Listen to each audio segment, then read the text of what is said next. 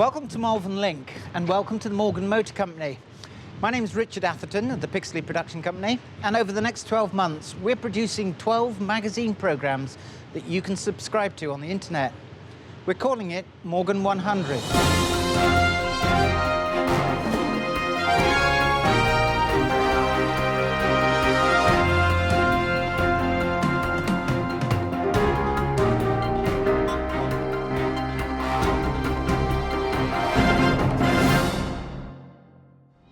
Every month we'll be bringing you news of centennial events in Malvern, throughout this country and all around the world.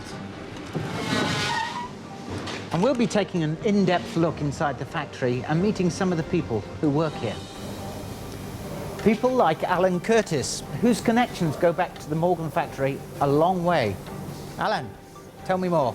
Well, my grandfather was the test driver for the best part of 45 years, and I thought out of all the family, I might continue the tradition of working at Morgan. As well as this, we also have Morgan historian Martyn Webb taking us on journeys to some very relevant and important places. This is Stoke Lacy Rectory. Henry Morgan, Harry's grandfather, bought the living of Stoke Lacy in 1871. And local naturalist and conservationist Snookes will be telling us about the local flora and fauna and the history of the 500-million-year-old hills. If you go the other side of the hills towards Stoke Lacy, it's like a rolling sea, all the hills of Herefordshire.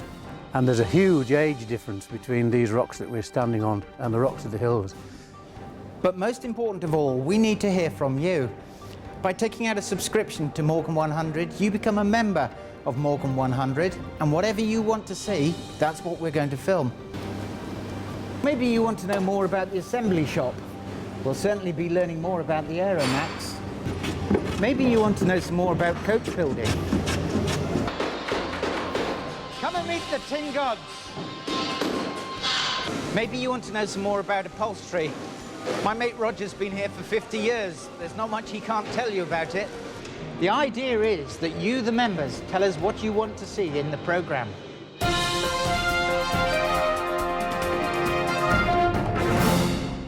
But to start the programme, I'm going to have a word with the boss.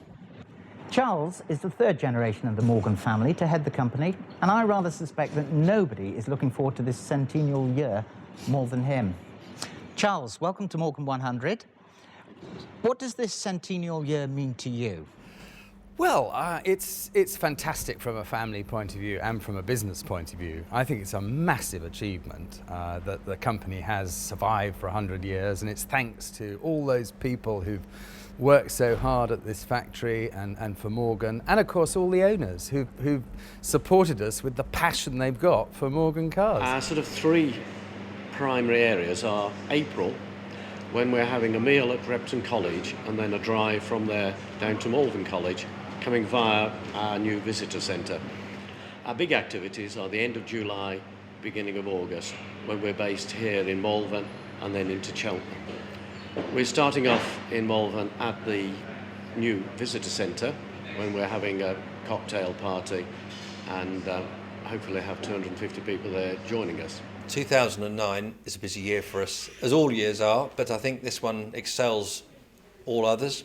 The first thing we've got really as an overseas event that's really major for us is the Geneva Motor Show. Press days are the 3rd and 4th of March, and then it runs through to the 15th of March. And what we're trying to do there is to give some sense of the centenary and the importance that Morgan has. It's a cold morning on January the 2nd, and aside from the Children in Need car, there are 20 brand new Morgans lined up ready for collection. Some by their new owners and some by dealers. With family and friends present, the new visitors centre opened for the first time for a pre-drive-off brunch. It was also an opportunity for personnel manager Sarah Baldwin to start selling the first Children in Need raffle tickets. And of course, no event such as this is complete without a speech. I would like to commend to you the people who've made 100 years of the Morgan Motor Company possible.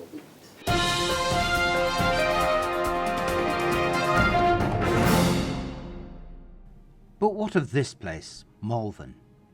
To find out, I asked the local naturalist and advisor to the Malvern Hills Conservators to tell us about the hills, the surrounding area and their history. Hello, I'm Snookes, and these are the Malvern Hills.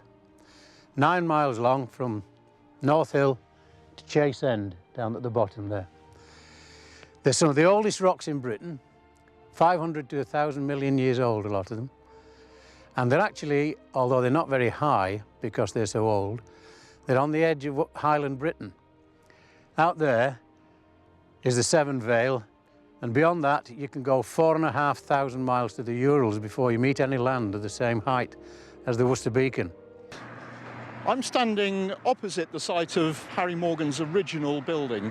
There's not a lot to see now, just a block of flats.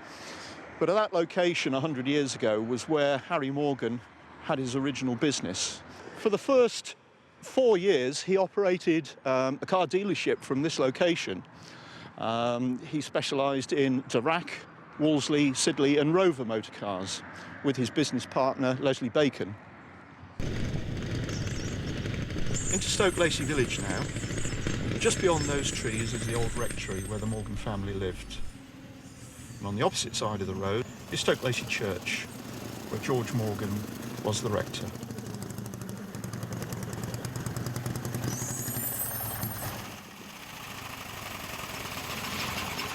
This is Stoke Lacy Rectory. Henry Morgan, Harry's grandfather, bought the living of Stoke Lacy in 1871. My great-grandfather, he bought the living at Stoke Lacy, which is some 7 miles, I suppose, north of Hereford. And it was quite customary in those days to purchase a rectory and a church and a parish. I think in earlier times probably the local parson could get tithes and that from farmers and this and that. At the time of my family, of course, it was the other way around more, really, that they helped the community. But prior to that, his father was a merchant in London, and I think it was possible, I don't know, I could look it out, that probably my great-grandfather was one of 2 or 3 sons. It's the cars that we want to see. The cars, the people that work here, the whole feel of the factory. And as I said before, we want to hear from you. What do you want to see? Because that's what we'll be filming. Right now, it's only January, so has to be said, not too much happening. But coming up, next month, we'll be covering the Morgan Sports Car Club dinner dance, the Children in Need car in Belgium, and if we can get back in time, we'll be reporting from the Geneva Motor Show, where we hope to interview Eric Sturzer about his inspiration for the Morgan Aeromax. So please tell all your friends and fellow Morgan enthusiasts about Morgan 100 and get them to be members too. The more members we have, the more we can cover. But we're going to leave you with some happy new owners as they prepare to drive away in their new cars on January the 2nd earlier this year. So goodbye from me and the team, and see you next month on Morgan 100. We had a Porsche beforehand, soft-top Porsche. So A soft-top Porsche? Yeah. Oh, so you've got a proper car this time? Yes, yes.